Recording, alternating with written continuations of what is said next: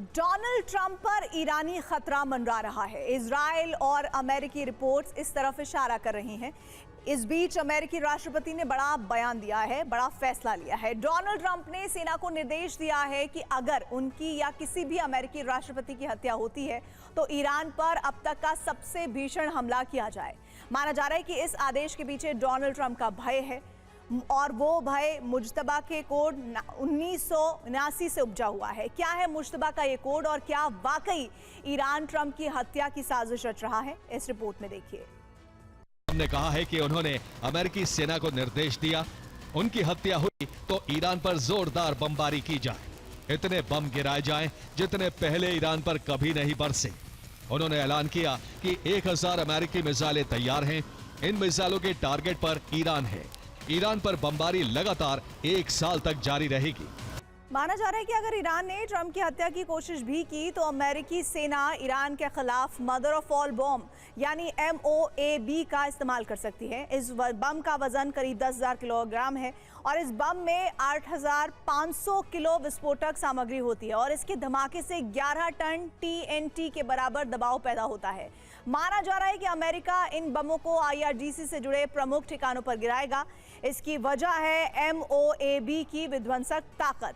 Mother of all bomb जहां गिरेगा उसके 300 मीटर के दायरे में सब कुछ खत्म हो जाएगा। ना किसी इमारत का नामो निशान बचेगा, ना कोई पेड़ और ना ही घास, मतलब समूल विनाश हो जाएगा। 300 से 700 मीटर के दायरे में जितनी भी इमारतें होंगी वो मिट्टी में मिल जाएंगी। सिर्फ तबाह हो चुकी इमारतों के अवशेष नजर आएंगे। 700 मीटर से 1 किलोमीटर के दायरे में मौजूद इमारतों को जबरदस्त नुकसान होगा। यहाँ मौजूद सभी ढांचे खंडहर में बदल जाएंगे। हर तरफ सिर्फ और सिर्फ तबाही नजर आएगी। 1 से 1.5 किलोमीटर के दायरे में मौजूद इमारतों की खिड़कियों के शीशे टूट जाएंगे, दरवाजे उखड़ जाएंगे। अमेरिका यहीं पर नहीं रुकने वाला है। अमेरिका की वायुसेना ईरान के बुनियादी ढांचे को तबाह कर देगी। ईरानी शहरों को जोड़ने वाली सभी मुख्य सड़कें बर्बाद कर दी जाएंगी। ब्रिज बमबारी में नष्ट कर दिए जाएंगे।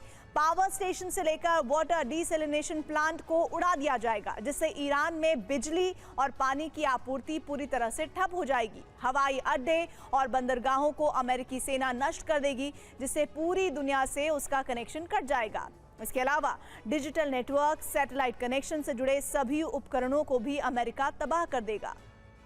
रिपोर्ट्स की माने तो डोनाल्ड ट्रंप ने अंकारा से लौटने के लिए पुराने एयरफोर्स 1 विमान का इस्तेमाल किया, जबकि नया एयरफोर्स 1 विमान अंकारा में मौजूद था और इसी नए विमान में बैठकर ट्रंप अंकारा पहुंचे भी थे। ये विमान अमेरिका को कतर के शाही परिवार से उपहार में मिला था, जो हाल ही में अमेरिका पहुंचा था। अमेरिका पहुंचने के बाद इसे बहुत जल्दबाजी में ट्रंप के लिए तैयार किया गया, इसीलिए आधुनिक सुरक्षा से जुड़े सभी उपकरण नहीं लग पाए जो दशकों पुराने एयरफोर्स 1 में मौजूद हैं।